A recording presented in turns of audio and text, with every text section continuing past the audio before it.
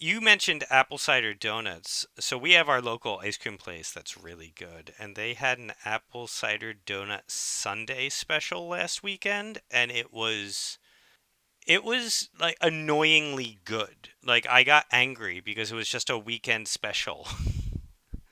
And I was like, so I guess never get this again? This is amazing. Oh, this it's like this exists this one time. I'm never going to be able to have it again. Yeah, basically. My wife never gets specials because, like, she hates that feeling. I love it. I've had some of the best meals of my life as the specials, but it is really frustrating that I'm like, that was a fleeting moment in time. It'll never happen again. Restaurant I took my wife to on our second or third date. One of the first dates we went on when we first met was this bar across the street from where I lived at the time, and they had seasonal menus, so they switched out what they had every couple of months. And when we went there the first time, they had this. It was an Indian pudding, which is it's like a bread pudding, but it's really hearty. It had a maple ice cream. Yeah, it was winter. It wasn't fall, but it was a very fall dish to me. It felt like a very fall dish because it was this really like New England sort of bread pudding, like real like cinnamon and nutmeg. Like you really taste all, and then it had that maple syrup ice cream on top, and it was really one of the best desserts I think I've ever had in my life. It might be the best dessert I've ever had. I'm just gonna say it's the best dessert I ever had in my life. But I Eh, knew it was a seasonal menu, and I could never get it again.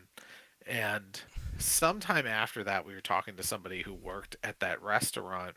After this had left the menu, they said that they had people who like came in from other like far other parts of the state looking for this dessert after having had it, not realizing it was a seasonal menu and having meltdowns.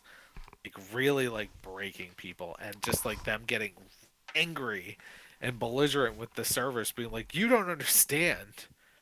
You drove in from Western Massachusetts to come here to get this dessert. How do you not have it?" I drove for I 3 hours to get here to eat ex- this.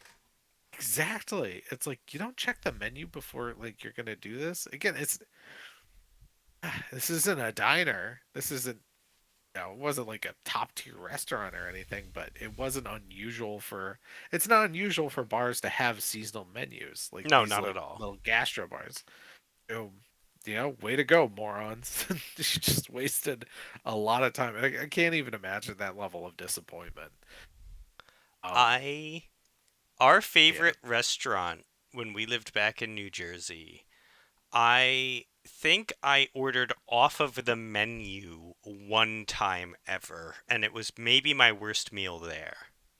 So I've had truly amazing meals there, and they were all one night only, and that was a little rough. But the thing about that is, I'm like, if every special's good, I'm just gonna keep, you know what I mean?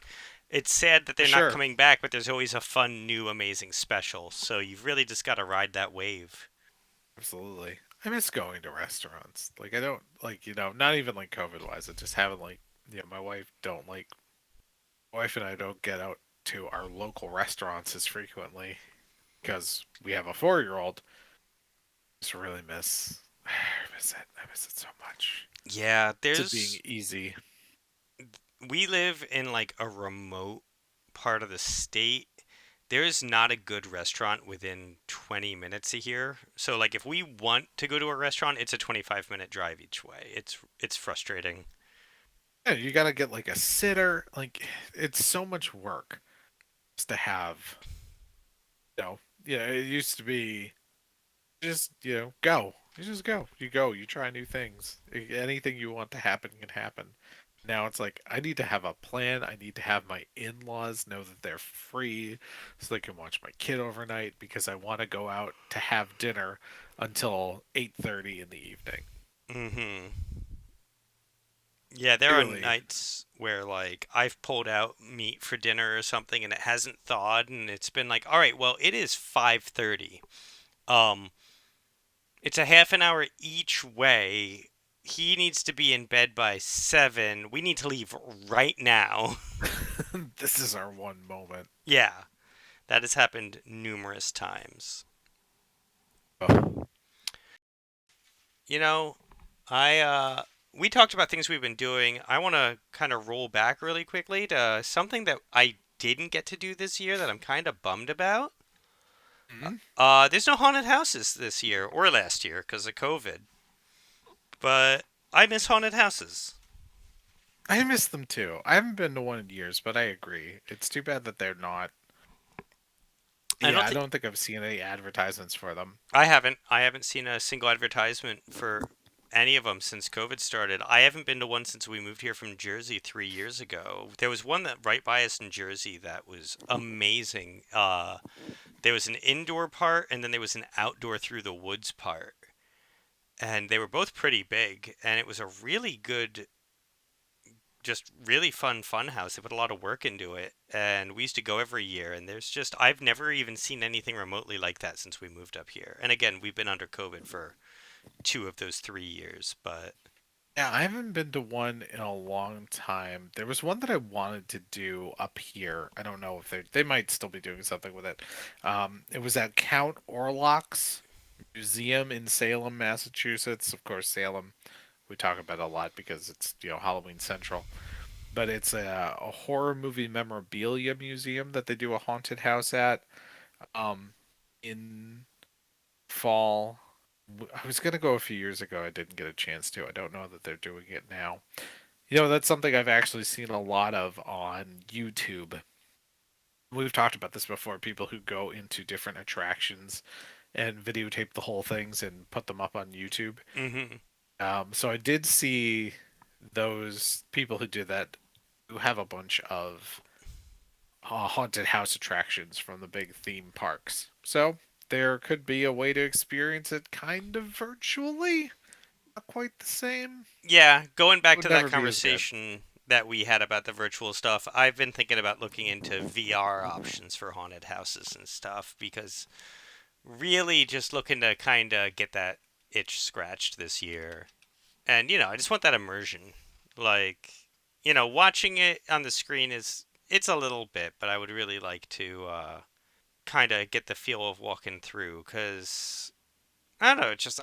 I love the atmosphere. I remember last time we went, there was this group of teens that got to the outside part at the same time as us, and they were clearly super high. And we're like, and me and my wife were. It was one of those like moments where you realize you're adults, and they came up. They found an adult, and who they found was us, which hurt. But they were like, "Can we walk through with you?" And it was like, "Yeah, sure." And it was just fun, like even just like having just watching other people have fun. You know what I mean? That's. It was nice that you were able to be adults for those stoned out teenagers. It it was really fun. They were surprisingly funny to watch. One girl panic ran into one of her friends and broke her nose, which was a moment. But she was high, so she wouldn't really feel into pain. But I have a story out of it. I was like, sure, I'm sure this will be a story tomorrow. Come on. And just, I miss the atmosphere. I get you. I hear you. That is. There's no replacement for it. Like, there There's was, no. Yeah. There's no way to do it without doing it. there's just not. We went with some friends. We used to go with this couple friend of ours from college. And there's this one part that they had of the inside. And it was almost like a bounce bound house on each side. Like, the walls inflated out. And like basically touched, so you kind of had to like push your way and force your way through this tunnel, and it forced you to go single file because you were really like enclosed in it. It was like two balloons pushed together, so you could push through, but it was like just around you. And in the previous room, there had been like a creepy clown, and I took up the rear in our group of four going through, and we're all like pushing behind each other, and then I just feel the clown on my back pushing through behind me. And I'm not scared of clowns or anything, but just being in that enclosed space with like breath on the back of my neck and a hand on my shoulder was like, you can't replicate that with like a video, or even my VR is not going to be able to do it unless I call my wife in and I'm like, at random moments I want you to fuck with me. Like, at random times just throw a cat at me, okay? Just, Just really, throw a cat. yeah. Like, just take these cat treats and this catnip and occasionally sprinkle some on my ankles so something brushes up against me. Like, I don't know how to replicate this feeling at home. Full immersion I need haunted house, virtual haunted house, complete with cat. one of the things back when I was getting married. We're digressing, but No, that we I got it. one of the things we looked at for my bachelor party was we didn't do it because we would have had to fly out to LA. But there was this like Camp Crystal Lake weekend experience where you actually like went camping and it was kind of like a haunted house type of a thing, but you were all it was almost like an outdoors version of what was that New York thing, that weird overnight like haunted house, Sleep No More. It was Oh, I'm like a not familiar with that. oh, you're not familiar with Sleep No More. Yeah, it was, well, you should look up Sleep No More. Our friend Carl was really into it for a while, and it was a really big thing when I lived in New York City. I think they shut down, I don't know. But yeah, it was this Camp Crystal Lake haunted house thing where you were all campers, and like throughout the night things would start to happen and events would unfold, and you could get like knocked out of the game, and there was like a Jason Voorhees character you had to stay away from. And it sounded awesome, but we were like, we can't fly to California to do this. No, it would have been a big lift. But we really, really, really wanted to. We were all just really poor. Like, if I saw it now, I'd be like, everyone we're getting on a plane. But, you know, 10 years ago, that just wasn't happening. You'd think they would do the Camp Crystal Lake thing in New Jersey. I think there is one on the East Coast now, but I haven't had time now. Now I'm like a dad. I can't just drop it and go do a weird horror experience. Also, I'm like out of shape and tired all the time, and I can't imagine doing an overnight experience. Now, who has the time? Who has the time or energy? If I stay up Who has the overnight to time? do this, A, I'm not going to have fun, and B, I'm going to suffer for like a week. I'm just going to be tired and hurting. We're old. We Hate it. are old. It's funny, you mentioned top 10 lists. Hmm? I haven't really gotten to watch any horror movies because like for like Halloween, like I like to, watch, the spooky stuff with the kid and work and everything. I just haven't at the time. So Facebook's been giving me a lot of top 10, like top 10 kills from Child's Play, top 10 kills from Friday the 13th. So that's what I've been watching to try and scratch my horror movie itch. Those lists, they are a good way of getting into the Halloween spirit. I watch a lot of.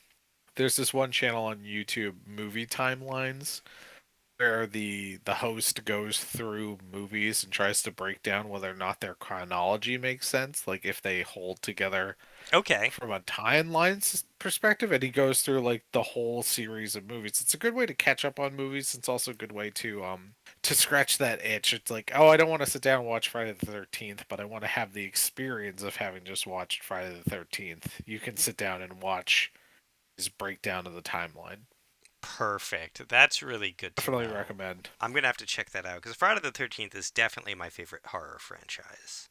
Be amazed how weird that timeline gets if you actually try Oh and my sit down god. with it. I did. I actually, so I watched all of them 5 years ago, 6 years ago. I sat down and watched all of them. And I remember texting my wife, and I was just like, because at the beginning of each movie, it tells you like 10 years since the previous one, blah, blah, blah, blah, blah. And I did the math, and I was like, Jason Takes Manhattan takes place in like 2021.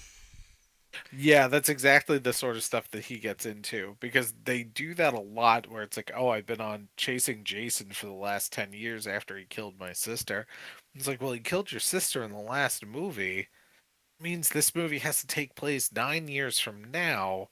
Means this movie takes place in Like, well, it came out in the 80s, but that means it has to be the mid 90s. Yeah, those movies go like deep into the future. Yeah, I think we have finally caught up to Friday the 13th because it's been in legal hell for so long that they haven't made anything new, which got resolved Yeah. yesterday, actually. But Oh, it did? yes, well, he won in court. I'm sure there will be an appeal. But yeah, it's that finally the judge ruled and stuff. But yeah, I remember sitting down and it was like when I was doing this, it was like 2015, and I was just like, Friday the 13th Part 8 is in the future, and then there's two movies past that. And that makes Jason Takes Manhattan makes so much less sense when you consider that it takes place in the 2020s. I Because mean, it makes it, you should just never even think about Jason Takes Manhattan. yeah, it's really bad. I mean, there's a few good parts, but one of the top 10 Mm. moments was Jason Takes Manhattan. Oh, sure. Okay, maybe. It's when he's storming through Times Square and he kicks the boombox, and all the thugs that hang out in Times Square go to fight him, and he just turns away from the camera and faces them and lifts his mask up, and they all just run away, and he slides it back down and continues his Jason walk across Manhattan. It's a fun little moment. But yeah, I'll have to check that out. I miss horror movies. Yeah.